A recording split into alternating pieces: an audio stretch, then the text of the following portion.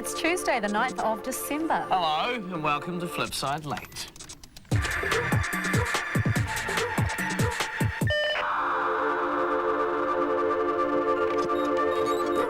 There I was, just wandering the streets of Wellington when I happened upon this guy. It's time to see what Silverchair are up to.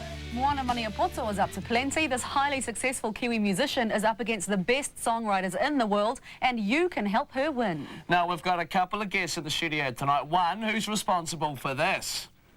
Cheers, Orlando. Now, he was the talk of the premiere, but a close second was that T-shirt that he chose to wear. And we'll also be talking to Chris Hawley from Auckland's AUT. He's the Director of International Development, and he reckons New Zealand is pretty intolerant to migrants. Now, Asian immigration doesn't sit well with some Kiwis. We'll be looking at why that is and what positives there are in welcoming different cultures. If you've got anything to add, as I'm sure you do, email us at studio@flipside.nzoom.com or text us. Use the keyword flip.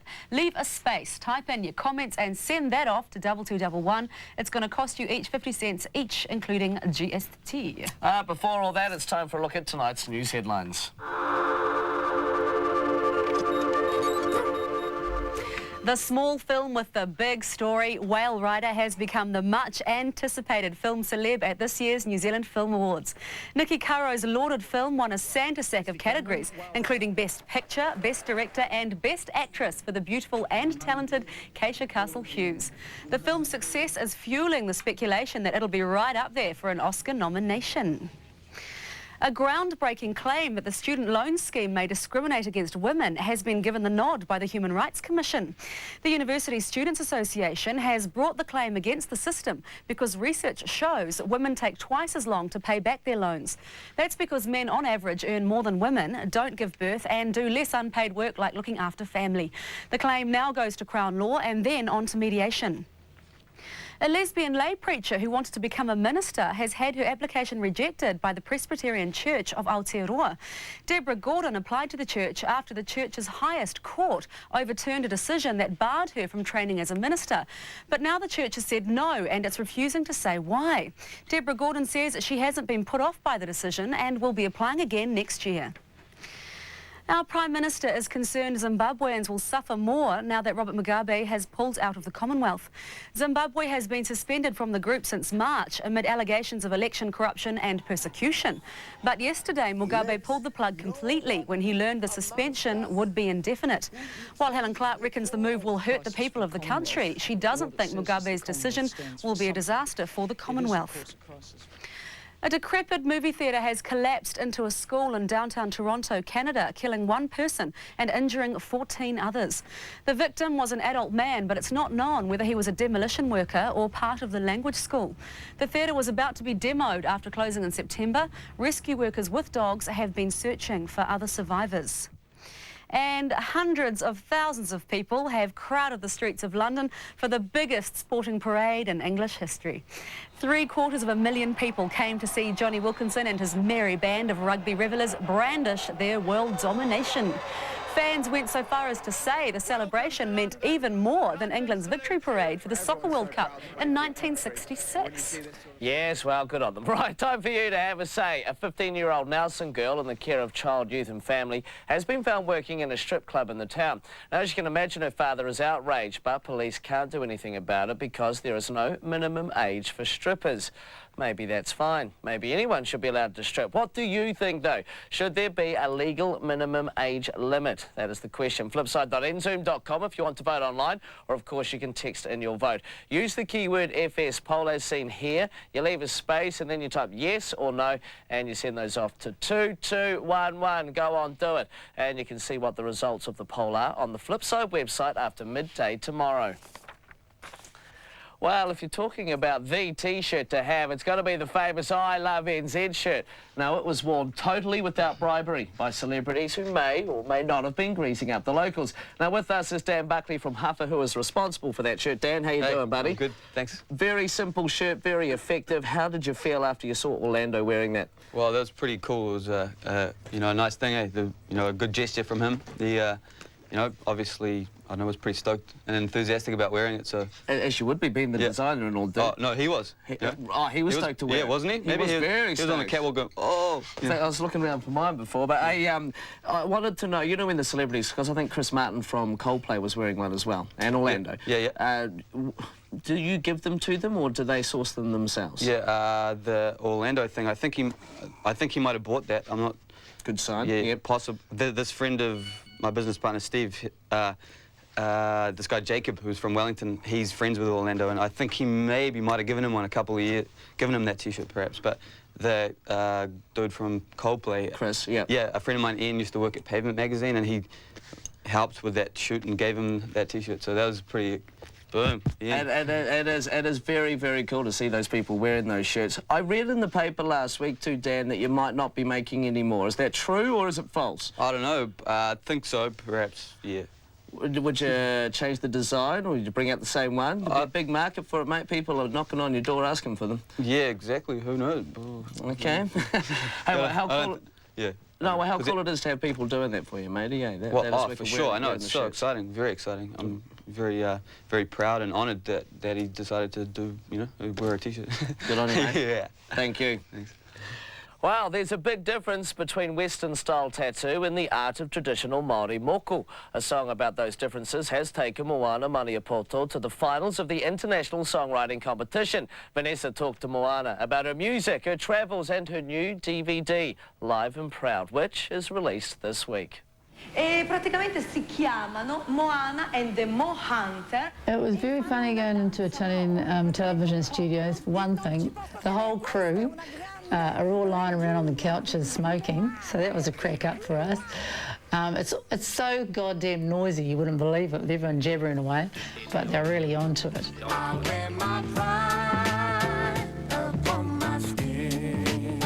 For years, Moana Maniapoto has mixed traditional Māori elements with modern music, and now her song Moko is a finalist in the International Songwriting Competition. I was inspired by an interview that Tamaiti had on television where some dingbat interviewer suggested that he'd done it to intimidate non-Māori. And he said, actually, it was all about me and me reclaiming my identity. The word moko represents a traditional custom. The song Moko features on her new DVD and in the countless world tours taken by Moana and the Tribe, a mixture of hip-hop artists, dancers, singers and filmmakers. We sing a lot about identity, about, you know, knowing your roots. And I mean, that sounds very basic to some people, but actually it's a thing that's really touched a lot of foreigners. They're all getting off on the woman thing and the goddess thing, you know, because I really shoved that one down everyone's throat. You are goddesses. Yeah. They go, hell yeah. Well, coming up, Silverchair, Miss World and a transvestite artist. What do they have in common? Well, not much, actually. But after the break, we're talking Asian immigration. I can hear the moans already. But come on, there are a lot of great things about it. You know, people bring skills and new cultures, and just sort of broadens out, you know, New Zealand, and makes it a more interesting place to live, makes it more cosmopolitan, and I think it's a good thing. Yeah, they're good for the economy because they don't sit on the dole. They actually get a job and they've got good family values as well. Also, they're money, but they're driving now. not they're driving. A multicultural society, and that, yeah, there's heaps of different culture, different foods, yeah, stuff like that. Just different culture, you know. They're hard workers generally, you know, and they run a lot of good businesses, so all good for them. Yeah.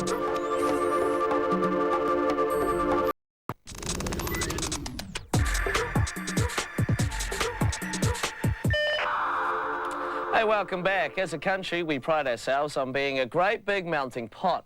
Now, we've got the largest Pacific Island community, a huge number of Europeans, but the most noticeable change in our makeup is the influx of Asian immigrants.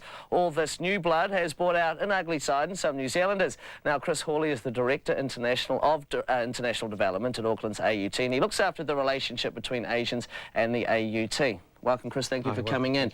Now, we're going to get his thoughts in a minute, but first, Sasha McNeil takes a look at the integration of Asians into our society. What we need is a great big melting pot, big enough to take the world. Aren't we really lucky that our government has its very own rebel of political correctness. Half of the refugees are carrying HIV. A defender of the rights of the good old native Kiwi citizen, whatever that is. Stop racism! Stop racism! Some call him racist, some just say he's out to win more votes. You will never get that behaviour accepted in this country, right? Oddly enough, these Asian students are going out of their way to learn about his Maori culture. First time I watched the TV from the rugby watch, haka, yeah, I enjoy it, yeah. So I come here, study haka and haka sometimes.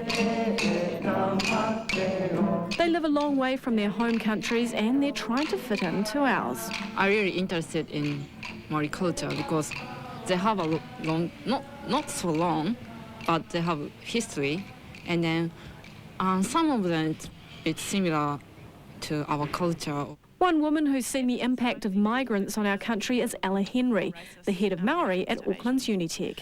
I think by and large New Zealand hasn't coped very well with the waves of migrants, and if you go back to the 70s it was Pacific Islands, if you go back to the 50s it was the Irish, so it's not even a colour thing, and then we've had the huge wave of Asians in the last 15 years and recently Middle Easterns and Africans, and each one has had to incorporate themselves into New Zealand society, and New Zealand society's had to kind of reshuffle to bring them in. Stereotypes have become an easy defence mechanism, but the facts are that overseas fee-paying students, especially Asian students, are effectively propping up our underfunded state education system. But stats don't show an overrepresentation of new migrants in criminal convictions. And as for dodgy driving, well, it's not just Asians who get given the bird. New Zealand is, has a strong racist element, and I've been accused of saying that before. But I believe it, and that's probably a little bit around our isolation and parochialism. But if you drag that narrow-minded focus back, what you also find is a New Zealand psyche that's really tolerant, because we've had to create a new country together in a very short period of time. Have you ever come across any New Zealanders being racist or a little bit, rude or anything? Yeah, sometimes. Yeah, some Asian people not like us, very open. Yeah, they close. They live together, and then they don't go out with other foreigners. In less than 20 years, there's going to be over 600,000 Asians in the country. That's 13% of our population, and whether you like it or not, this is going to be the makeup of New Zealand. The Asians that stay will eventually become just as Kiwi as the Hindus who stayed and the Samoans who stayed, and you'll see them in the streets and they'll go, "G'day."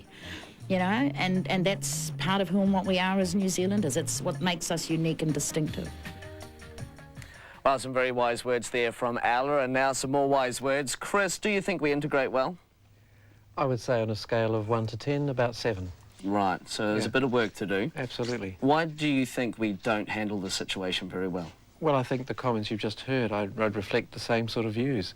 We're a small, isolated land in the South Pacific, and we tend to get a bit threatened when new people come in who seem to be on the surface a bit different from us.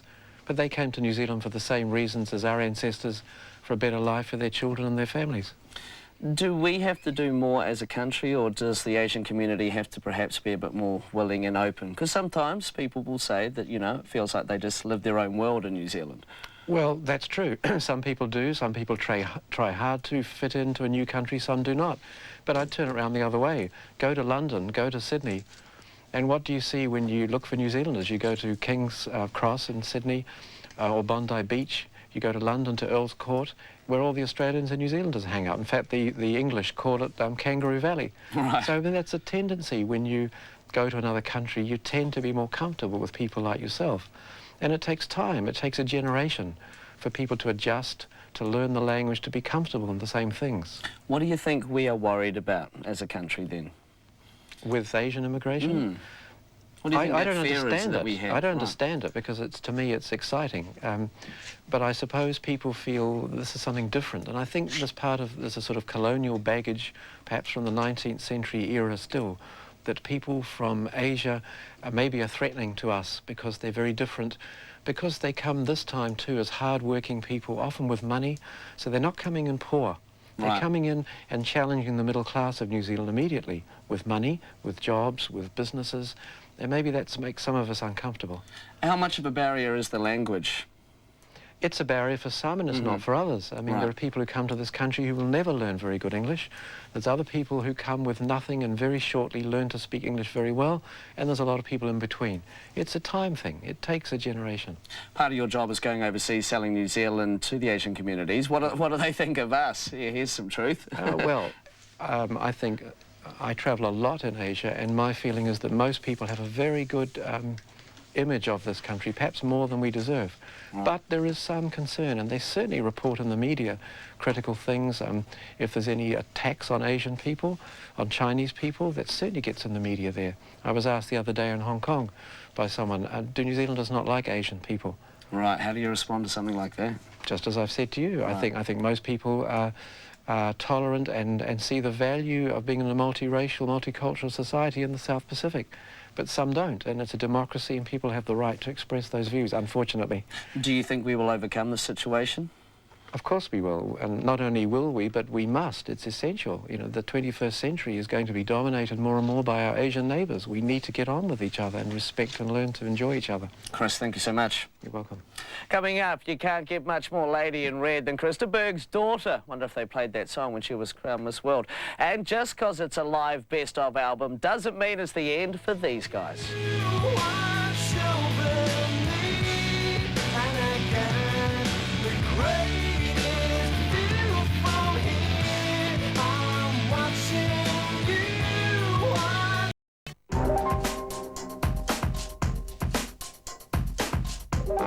Hey, welcome back. Well, North Islanders might have been tossing and turning a bit recently, throwing off the duvet, dodging the mosquitoes, and sadly it's another night like that tonight for the Auckland region. The humid conditions and showers continue right through till Thursday, with muggy highs of around 22 and some heavy showers. The Wellington region gets a southerly change, dropping the high back to 18 with showers, but a fine day expected on Thursday. Christchurch and Dunedin South have that cloud hanging about with drizzle and a southerly, but that should change by Thursday. Making way for finer weather, northerlies and a high of 22. Now surfers, here's the rough guts of the wave action. Pretty much stuff all swell, barely breaking a metre in most places, except for Dunedin and Wellington, who are pushing a 2 to 3 metre southerly swell. Now the Met Service can help you out if you need more details, 0900 999, and of course use your area code. Well, among all the Lord of the Rings hoopla in Wellington last week was a young man from Silverchair.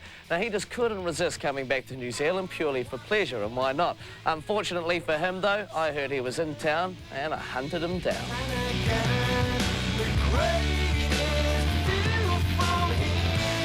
Silverchair, the three boys from Newcastle who stomped onto the world scene in 1995 at age 15 with Frog Stomp have just released a special music package, Silverchair Live from Faraway Stables.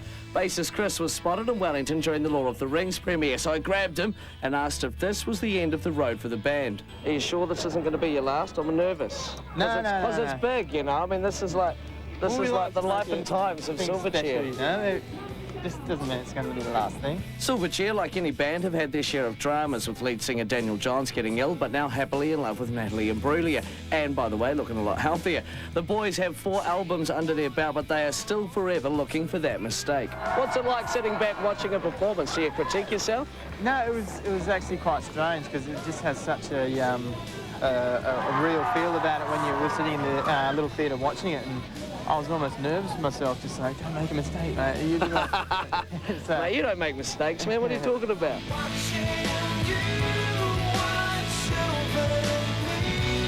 Diorama was their last album, and the Homecoming concert is the one that's captured on the live DVD and CD box set. There's 4 discs here. Obviously, they're not all music. No, well, they're all music, but they're not all like CD discs, are they? Well, there's 2 visual ones, basically, and 2 which are just live albums. So it's basically, I suppose, an end product of the tour, really. Right. We had such a great time on the tour, and yeah, to have something like this at the end of it's great. So, you know, people who didn't get there can have a look themselves. And now that the selling is done, let's move on to more important issues. Are you hooked up at the moment? Yeah, I'm happy. Oh, I was going to say, because, you know, there's plenty of summer females around here tonight. Hey, well, look, I'm going to keep this now. All right. Is that cool? Yeah, sweet. But honestly, go and get this. Wicked band, wicked dude. Thanks, Chris. One of you was counted, I spotted him. And word has it that Natalie Imbruglia and Daniel Johns will be tying the knot in a secret New Year's Eve ceremony. Guess it's not so secret now. Now to sport, where cricketers are having a crisis and the role of the All Black coach is down to just 2 people. Ollie's got your weekend sport. The NZRU yesterday confirmed that there are only 2 people in the running for the job as coach of the All Blacks, veteran John Mitchell and ex-coach of Wales Graham Henry. It's understood they are the only 2 candidates qualified for the job, and a decision is expected by the end of the year. To the cricket, where Pakistan have completed a 5-0 clean sweep of the one-day series after scoring a 49-run victory over New Zealand in the final match. The Black Caps only managed 228 for 6, much to the frustration of the captain.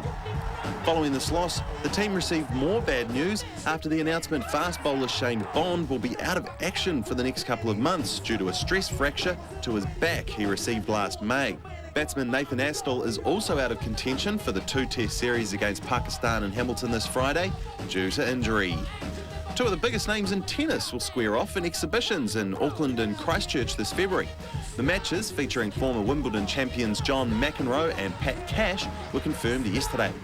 American John McEnroe is one of the greatest ever left-handed players. He's won 7 Grand Slam tournaments and was ranked #1 from 1981 to 1984, but is still most famous for his tantrums. These days, he plays on the Masters Tour when his commentary commitments allow him. Thanks, Ollie. Time for a look at tonight's entertainment headlines. The reviews are out and it's all good news. International critics are hailing the return of the King as a beauty. They're calling it the jewel in the crown, a triumph of epic storytelling. Meanwhile, rumours abroad that Peter Jackson is looking to lure either George Clooney or Robert De Niro here to play the male lead in King Kong. Britain's most controversial art award has gone to a transvestite who creates pottery. Grayson Perry won the Turner Art Prize worth £20,000, saying ceramics is seen as second-class art and that reflects his low self-esteem. That's also why he says he dresses as a woman, because they're seen as second-class as well. Remember Chris de Burgh? He's famous for an 80s croony number called Lady in Red. Well, his 19-year-old daughter, Rosanna Davison, has been in China competing in this year's Miss World pageant as Miss Ireland, and she's won. Chris didn't sing Lady in Red, however, which would have been quite fitting for the communist backdrop, I thought. And Rosa Parks, the black woman who became famous in 1955 when she refused to give up her seat in a bus to a white man in the US, is taking US rappers Outkast to court. Their song, called Rosa Parks, that goes, "Aha, hush that fuss, everybody move to the back of the bus," roused Parks to claim that Outkast had violated her publicity and trademark rights and defamed her. Park, who's now 90 years old and obviously still fighting, wants all references of her removed from future versions of the record. And Ozzy Osbourne is in a serious condition after an accident on his quad bike. He's apparently broken his collarbone, 6 ribs and a vertebrae, but he's expected to live, and no doubt live well. Poor Ozzy. All those drugs would have softened the blow, you reckon, Mike? Yeah, true. That's it from us. Have yourselves a good night. We'll see you on Thursday. Ka kite. See ya. This program was made with funding from New Zealand On Air.